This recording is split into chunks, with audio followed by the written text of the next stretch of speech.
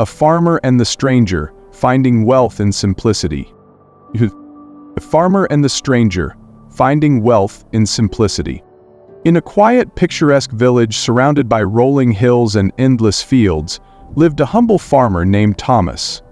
His life was simple, filled with the daily rhythms of tending to his crops, caring for his animals, and enjoying the serene beauty of nature. Though he had little in material wealth, Thomas found contentment in his modest way of living. One crisp autumn morning, as Thomas was sowing seeds in his field, he noticed a stranger approaching. The man was well-dressed, with a polished appearance that starkly contrasted Thomas's worn overalls and calloused hands. The stranger introduced himself as Henry, a wealthy businessman from the city who had grown tired of the relentless pursuit of money and success. "I've traveled far in search of peace," Henry explained, "but everywhere I go I find only noise and chaos. They say simplicity is the key to happiness, but I've yet to understand how." Thomas nodded, understanding the weariness in Henry's eyes. "You're welcome to stay here for a while," he offered.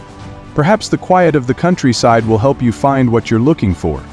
Grateful for the offer, Henry accepted and soon found himself immersed in the farmer's daily routine. At first he struggled with the physical labor and the lack of modern conveniences.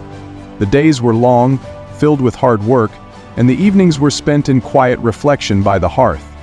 As the weeks passed, something began to shift in Henry. He found joy in the simple acts of life, watching the sunrise over the fields, the scent of fresh earth, the satisfaction of a hard day's work, and the warmth of a shared meal with Thomas and his family.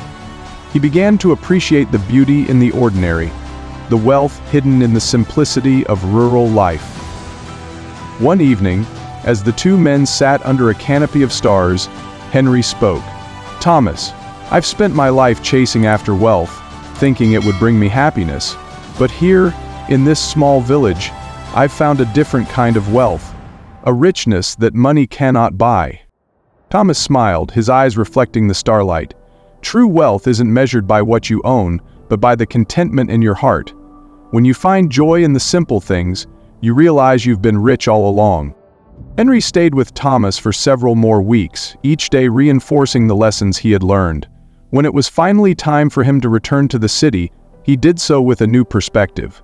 He no longer saw success as the accumulation of riches, but as the ability to find peace and happiness in the simplicity of life.